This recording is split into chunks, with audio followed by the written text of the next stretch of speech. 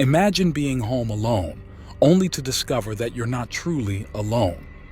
From eerie whispers in the attic to dark secrets hidden in the basement and ghostly figures haunting the night, these three terrifying home alone stories will make you question every creak and shadow in your own home.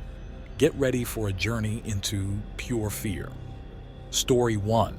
The Shadow in the Attic. When 16-year-old Emma is left home alone for a weekend, she discovers unsettling noises coming from the attic.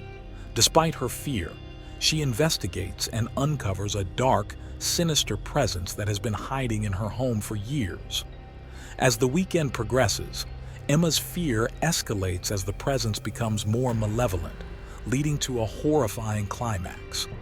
Emma sat on her bed, scrolling through her phone, trying to ignore the eerie silence that filled the house.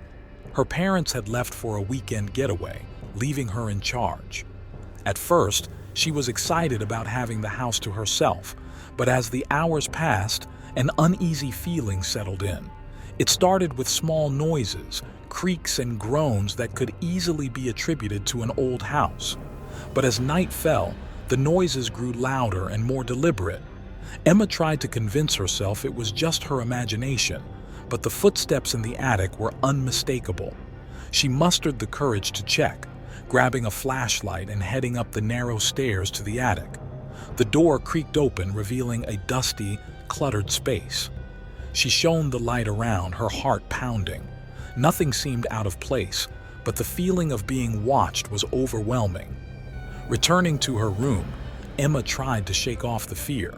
She locked her door and turned on some music, hoping to drown out the noise. But the footsteps returned, louder and closer. This time, they seemed to be right above her room. Emma's mind raced with possibilities. Was someone hiding in the attic? Was it a ghost? She decided to call her best friend, Sarah, for support. As she explained what was happening, she heard a soft whisper behind her. She spun around, but no one was there. Sarah insisted she call the police, but Emma hesitated. What if it was nothing? What if she was just being paranoid? But as the whispers grew louder, she couldn't ignore it anymore.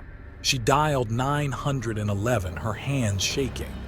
The operator assured her that a patrol car would be sent immediately. Emma sat on her bed, clutching her phone, waiting for the sound of sirens. But instead, she heard the attic door creak open. Her blood ran cold as she realized whatever was up there was coming down. She hid under her bed, trying to stifle her breathing. The footsteps were slow and deliberate, moving down the hallway towards her room. She could see the shadow of feet under the door, and then the handle began to turn. The door swung open and Emma held her breath, peeking out just enough to see. A dark figure stood in the doorway, its face obscured by shadows. It seemed to sense her presence, slowly walking into the room. Emma's phone buzzed with a text from Sarah, but she didn't dare move. The figure stopped in the center of the room, its head turning as if searching for something. Then, with a sudden, jerky motion, it crouched down, looking under the bed. Emma screamed, scrambling out from under the bed and running for the door. She bolted down the stairs, hearing the figure's footsteps close behind. She reached the front door and fumbled with the lock, finally getting it open and bursting outside just as the police arrived. The officers searched the house, but they found no sign of an intruder. Emma's parents returned home the next day, worried and confused. They assured her it was probably just her imagination, but Emma knew what she saw. From that day on, she couldn't shake the feeling that the house was watching her. The attic remained locked, and Emma never stayed home alone again. But every now and then she would hear the faintest of whispers, reminding her that the shadow in the attic was still there, waiting. Story 2. The Forgotten Basement. Alex is left alone in his family's new house for the first time. While exploring, he discovers a hidden door in the basement. Curiosity gets the better of him, and he unlocks the door, releasing something ancient and evil. As strange events unfold, Alex realizes he has to confront the horror he's unleashed before it consumes him. Alex was excited to spend his first night alone in his family's new house. They had just moved in, and he hadn't had a chance to explore every nook and cranny yet. His parents had gone out for the evening, leaving him with a list of chores and a promise to be back by midnight. After finishing his homework, Alex decided to check out the basement. He grabbed a flashlight and headed down the creaky stairs. The basement was vast and filled with old furniture, boxes, and other remnants of the previous owners. As he wandered through the dimly lit space, he noticed something odd. There was a small door hidden behind a stack of boxes. It was old and worn, with a rusty padlock securing it. Intrigued, Alex moved the boxes aside and inspected the door. The padlock looked ancient, and with a little effort, he managed to break it open. He pulled the door open, revealing a narrow passageway that led deeper underground. His curiosity got the better of him, and he stepped inside, flashlight in hand. The passage was cold and damp, with a strange, musty smell. As he ventured further, he felt an overwhelming sense of unease. The walls seemed to close in on him, and he began to hear faint whispers echoing through the darkness. Finally, he reached the end of the passage, where he found a small, circular room. In the center of the room was an old wooden chest.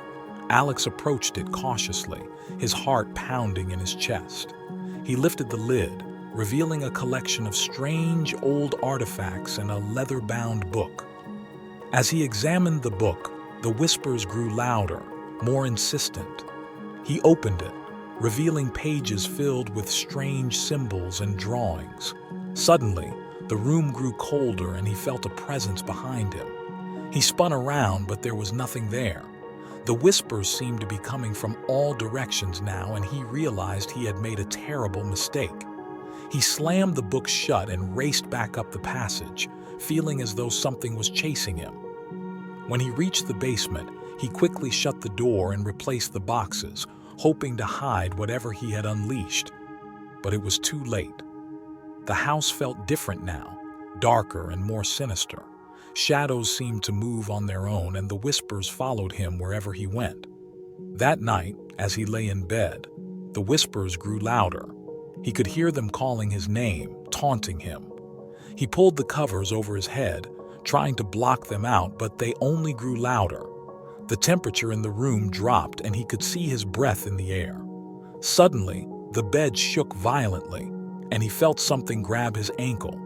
He screamed and kicked, but there was nothing there. He bolted out of bed and ran to the living room, turning on every light in the house. The whispers stopped, but the feeling of being watched remained. His parents returned to find him huddled on the couch, white as a sheet. He told them what had happened, but they didn't believe him. They insisted he must have had a nightmare. But Alex knew the truth. He had unleashed something evil, and it was now haunting their home. Over the next few days, the activity escalated. Objects moved on their own, doors slammed shut, and the whispers became more frequent. Alex knew he had to do something before it was too late. He returned to the basement, this time with a plan. He brought the book and the artifacts back to the small room, hoping to reverse whatever he had done. As he placed them back in the chest, the whispers grew louder, more frantic. With a final push, he closed the chest and locked it. The temperature in the room returned to normal, and the whispers ceased. Alex hurried back up the passage, feeling a sense of relief wash over him. He sealed the door and vowed never to open it again. The house returned to its normal state, but Alex could never forget the terror he had experienced. He knew that the evil was still there, lurking in the shadows, waiting for someone else to unleash it. Story 3: The Phantom Tenant. After moving into a new apartment, 19-year-old Lily begins to notice strange occurrences. Lights flicker, objects move on their own, and she hears footsteps at night. She learns that a previous tenant mysteriously disappeared, and soon she feels she's not alone. As she delves into the building's dark past, she realizes she must confront the ghost of the tenant before it drives her to madness. Lily was thrilled to have her own apartment. At 19, it was her first taste of independence, and she relished the freedom. The building was old but charming, with a history that gave it character. Her parents had helped her move in, and now she was alone, ready to start her new life. The first night was peaceful. She unpacked, decorated, and settled in. But as the days passed, strange things began to happen. Lights flickered for no reason, and she heard faint footsteps when she was alone. She dismissed it as her imagination or the quirks of an old building. One evening, as she was cooking dinner, she heard a loud crash from the living room. She rushed in to find her bookshelf toppled over, books scattered across the floor. Puzzled, she set it back up, wondering if she had assembled it incorrectly. That night, she was awoken by a cold breeze. She looked around, but all the windows were closed.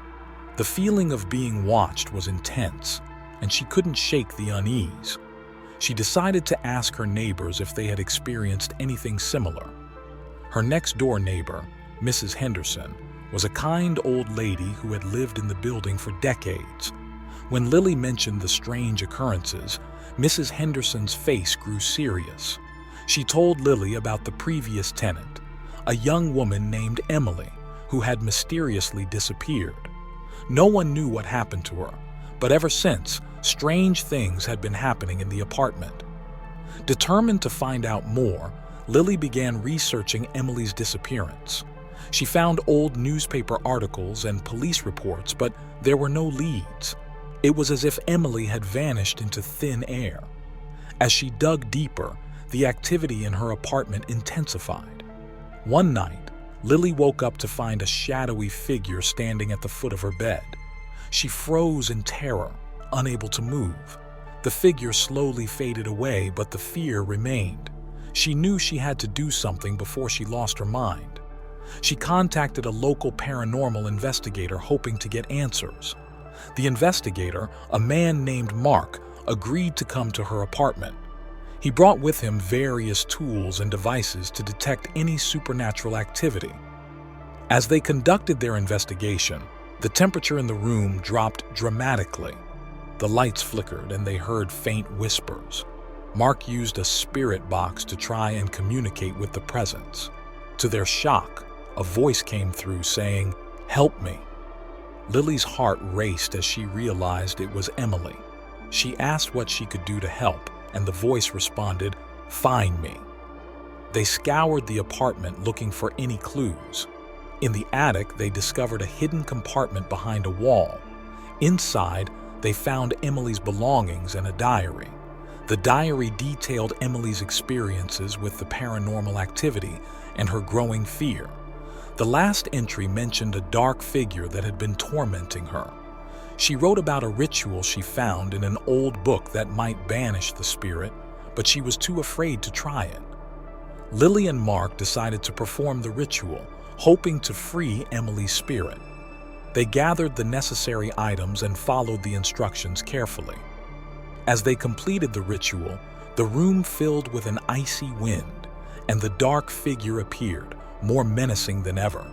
Lily stood her ground, reciting the final words of the ritual. The figure screamed and then vanished, leaving the room silent and still. The temperature returned to normal, and Lily felt a sense of peace. She thanked Mark and spent the rest of the night reading Emily's diary.